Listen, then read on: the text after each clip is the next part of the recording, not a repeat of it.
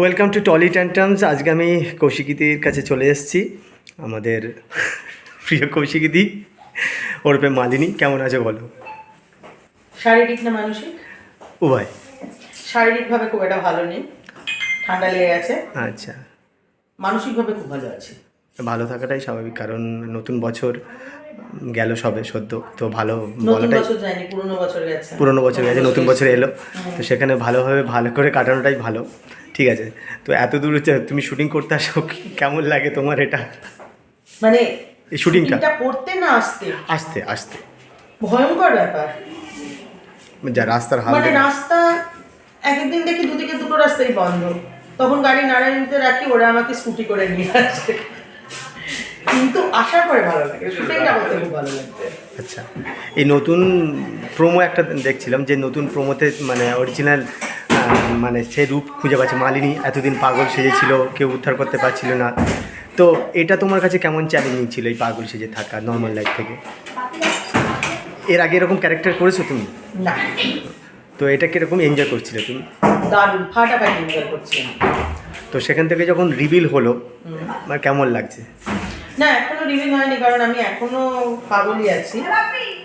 আমাকে মনে করানোর চেষ্টা হচ্ছে, আশা করছি খুব তাড়াতাড়ি মনে পড়ে যাবে যে আমি কে। আমার মানে আমি যে মালিনী রায় বর্মন, সেটা আমার খুব তাড়াতাড়ি মনে পড়ে যাবে। ততদিন অবধি তো আমি কিছুই মনে পড়ছে না, ততদিন ওই পুতুলটাকেই বাচ্চা ভাবছি। তারপরে কি মালিনী নর্মাল লাইফে ফিরে আসার পর কি তার সতীনের সঙ্গে যে বদলা নিতে পারে? অবশ্যই, যারা ভালো তাদের সাথে ভালোই হয়, সেই কনসেপ্টেই তো স্বাভাবিকভাবেই মালিনীর ভালো হবে, পরমার খারাপ হবে। আচ্ছা, এটা সবাই চাইছে আর কি, তোমার মানে তোমার সাপোর্টে ফ্যামিলি সবাই? না, এখনো তো আমার পরিচয়টাই কেউ জানে না, আমার হাজব্যান্ড এবং আমার ছেলের বউ ছাড়া, আর আমার বাড়ির পুরনো যে কাজের লোক সে ছাড়া। এরপর নেক্সট প্ল্যান কি তাহলে? আমার হ্যাঁ, শুটিং করা। না, শুটিং করার প্ল্যান, তোমার শুটিংয়ে কি করা তোমার এটা তো আমার character? প্ল্যানিং নয়, আমাকে যা করতে বলবে আমি সেটা এক্সিকিউট করাটা আমার কাজ। আমি এক্সিকিউট করে দেবো, চেষ্টা করব। একটু আগে শুনছিলাম যে পাগল থেকে নর্মাল লাইফে ফিরে আসা, সেখান থেকে আবার চ্যালেঞ্জিং অন্য ক্যারেক্টার রিভিল হয়ে যাবে শুনছিলাম, তো সেটা তো এখনো মানে পুরোপুরি জানি না। হ্যাঁ, আমার এই লুকটা আবার চেঞ্জ হবে, চেঞ্জ হয়ে একটা নর্মাল লুক হবে।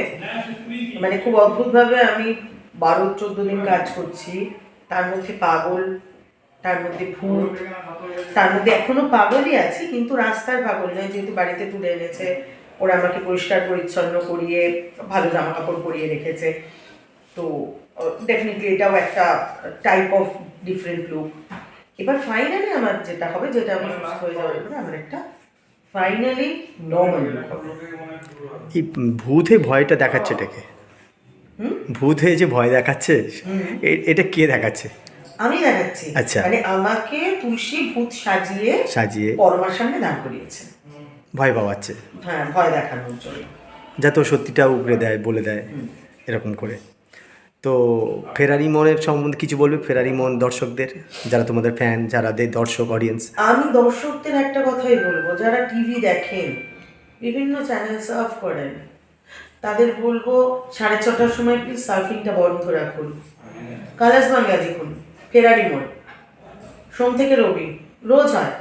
এবং আমি কথা দিচ্ছি, আপনারা দেখলে ঠকবেন না, আর আপনারা দেখলে আমাদেরও খুব ভালো লাগবে। আমরা যারা এতগুলো মানুষ এই যজ্ঞের সঙ্গে জড়িত, তারা যদি আপনাদের সাপোর্ট পায়, আমাদের সাপোর্টার তো আপনারাই দর্শকরা, আপনাদের সাপোর্ট যদি পাই আমাদেরও ভালো লাগবে, আমাদের কাজ করাটাকে সার্থক মনে হবে। Thank you.